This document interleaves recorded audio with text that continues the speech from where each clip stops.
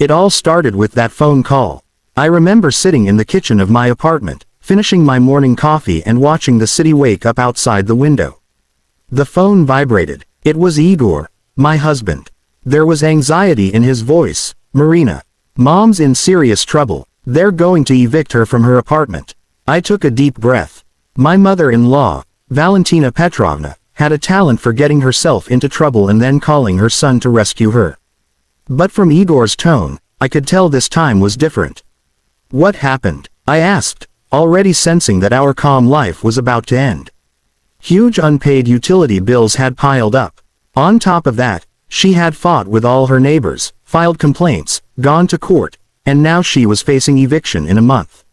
I stayed silent, processing what I'd just heard. Valentina Petrovna had never worked a day in her life. She'd lived off my father-in-law, who passed away 5 years ago. After his death, she survived on a small pension that was barely enough. Igor helped her financially, of course, but it was never enough for the lifestyle she was used to. She loved to complain, start arguments, and believed everyone around her owed her something. "Igor, I feel sorry for your mom, but what do you want me to do?" I asked carefully. "Nothing yet. I just wanted to let you know.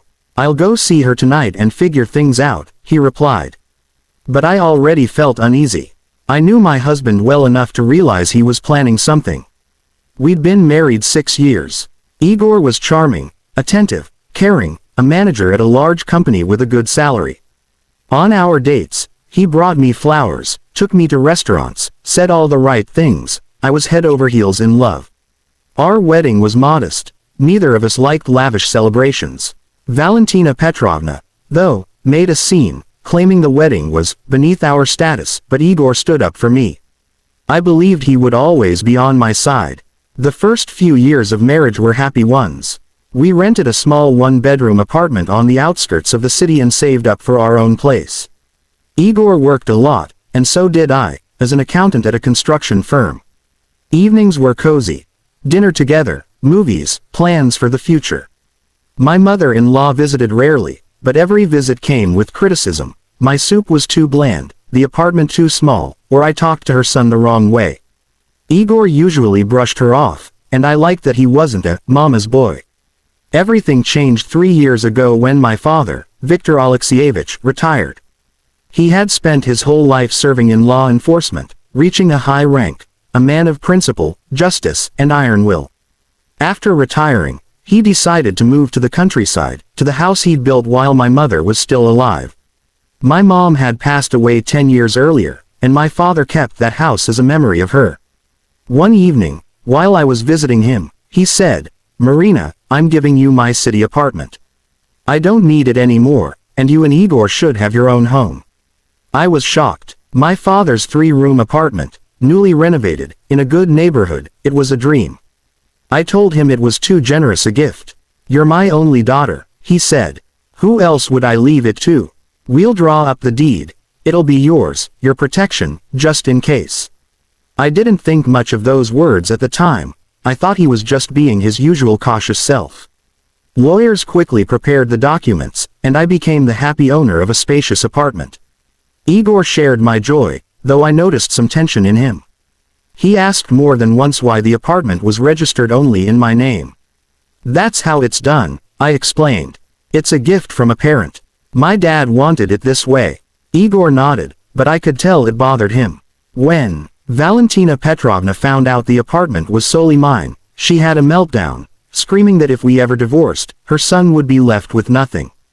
Igor calmed her down, assuring her that we were happy and divorce wasn't even a thought.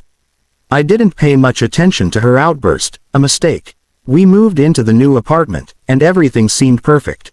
We each had a workroom, a big living room for relaxing together. I was happy. But gradually, I noticed changes in Igor. He started calling his mother more, visiting her on weekends. I didn't mind. I understood his sense of duty toward her. But Valentina Petrovna became more and more demanding. Money for medicine, for repairs, for various needs. I gently suggested, "Igor, maybe your mom could use help managing her budget. I could help organize her finances." "Don't meddle in what's not your business," he snapped. "She's my mother, I'll handle it." I was stunned. He had never spoken to me like that before. I blamed it on stress, but it kept happening, especially when it came to her. And then came that call. I felt disaster looming. That evening, Igor came home late. I was already in bed but couldn't sleep. He came into the bedroom, undressed, and lay down silently. "How's your mom?" I asked. "Bad. She's really being evicted in 3 weeks," he said, paused, and added that she had nowhere to go.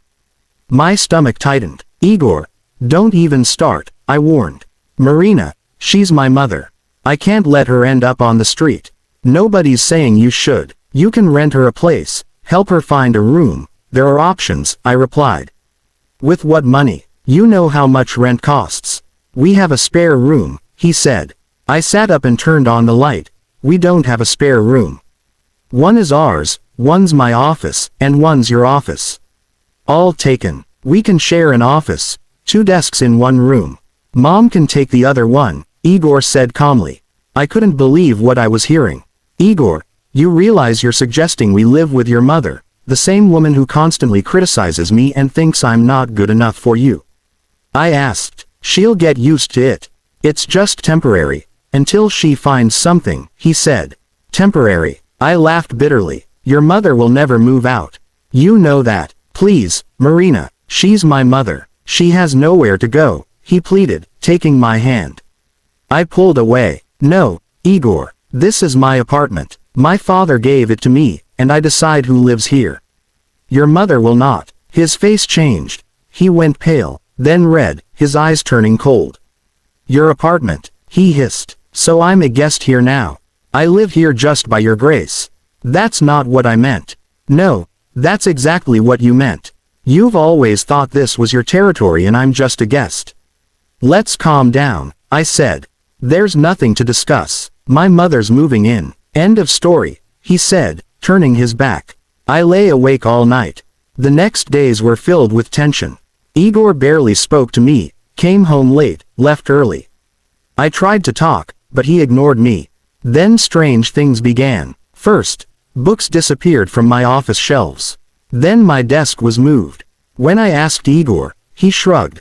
"No idea, maybe you moved it." I didn't argue, but I knew something was wrong. A week later, I came home early from work because of a headache. Unlocking the door, I froze. There was a new single bed in my office, with a nightstand beside it. My desk was gone. My books were packed in boxes. On the windowsill, photos of Valentina Petrovna. I stood there, stunned. He'd done it. Without asking, without even telling me, he'd prepared the room for his mother in my apartment. My hands shook as I called him. "What is this?" I asked coldly when he picked up. "I told you Mom was moving in," he said matter-of-factly. I decided to prepare in advance. "Igor," I said. "No. I'm completely against it," I said firmly. "Marina, listen, she's an old, lonely woman. She has nowhere to go. Don't you have a heart?" "I do," I said, "but I'm not obligated to sacrifice my peace and my home for someone who despises me." "She doesn't despise you. She does. Remove that bed. Put my office back. Or else what?" His voice hardened. "Or else I'll take action."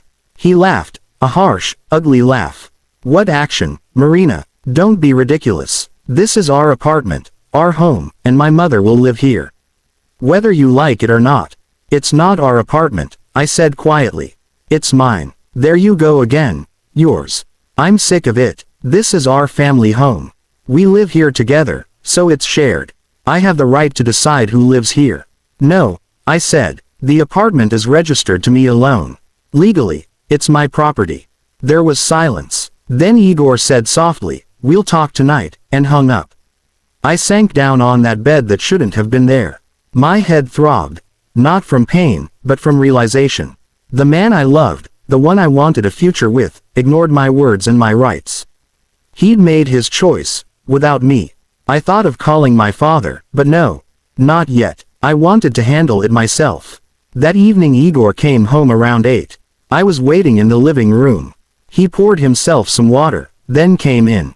"Well, talk," he said, irritated. "Igor, let's stay calm. Please sit," I asked. He stayed standing. "Say it." I took a deep breath. I understand you're worried about your mother. But what you did today crossed a line. You can't make decisions like that alone. We need to discuss things.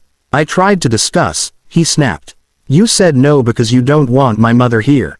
I have every right to help her. Help her. Rent her a place, give her money, but don't bring her here, I insisted.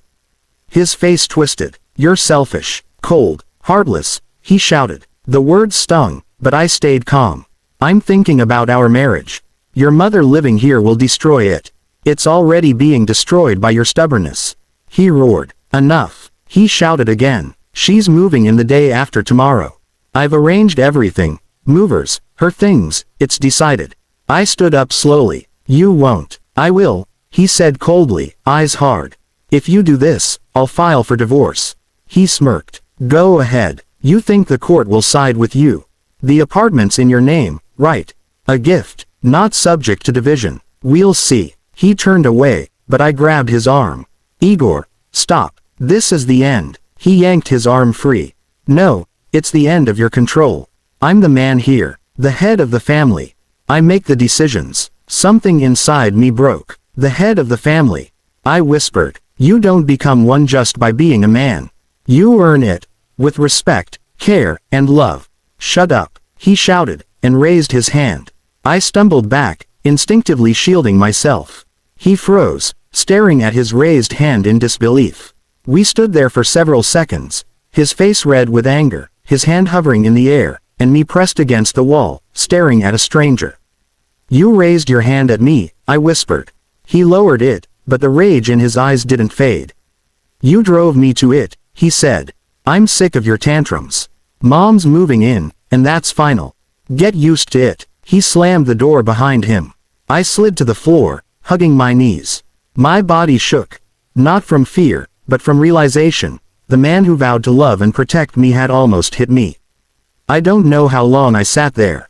When I finally got up, the apartment was silent.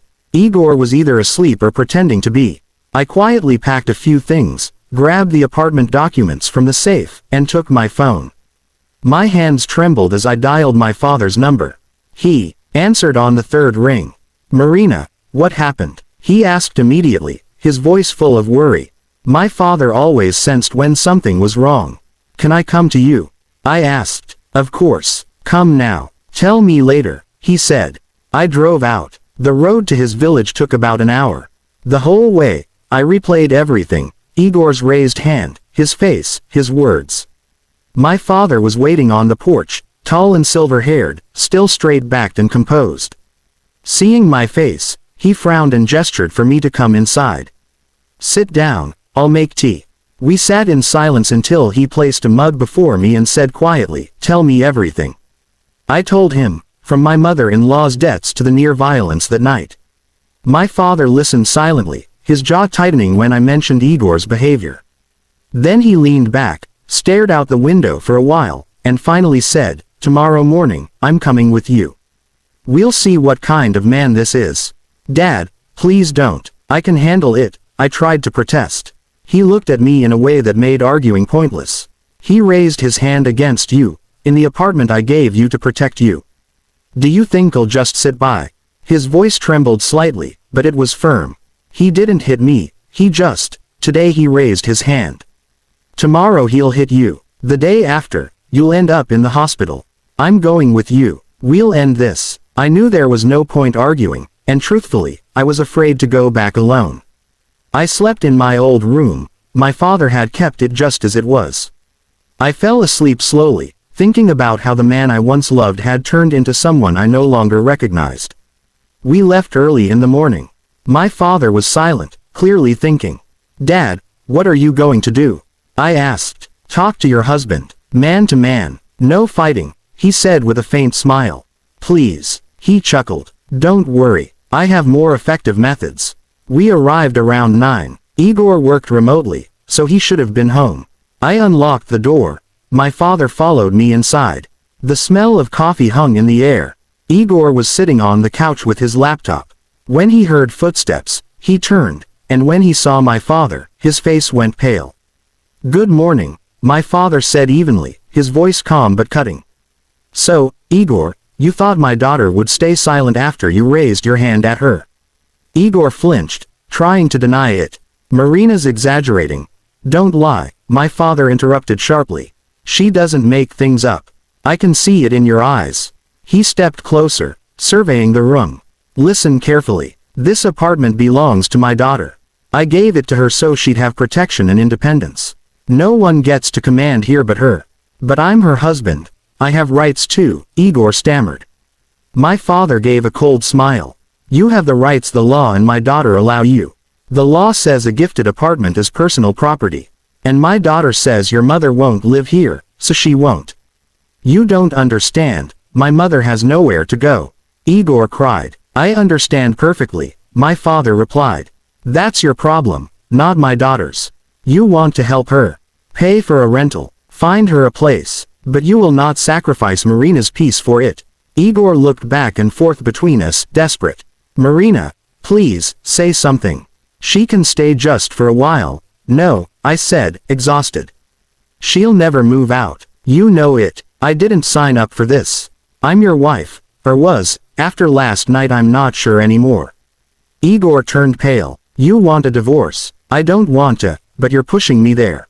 I'm sorry. I lost my temper. I didn't mean. She's old, sick, alone. She's 62.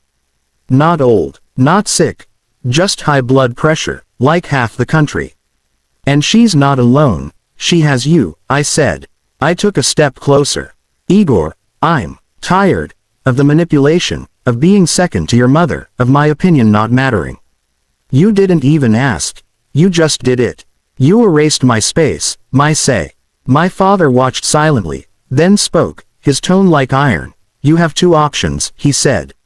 First, apologize to Marina, remove everything you brought, find another place for your mother, and maybe, your wife will forgive you. Second, Marina files for divorce, you move out, and we settle it in court. The apartment won't be divided, it's a gift deed. You'll leave with nothing. That's unfair. I've lived here for 6 years, Igor muttered.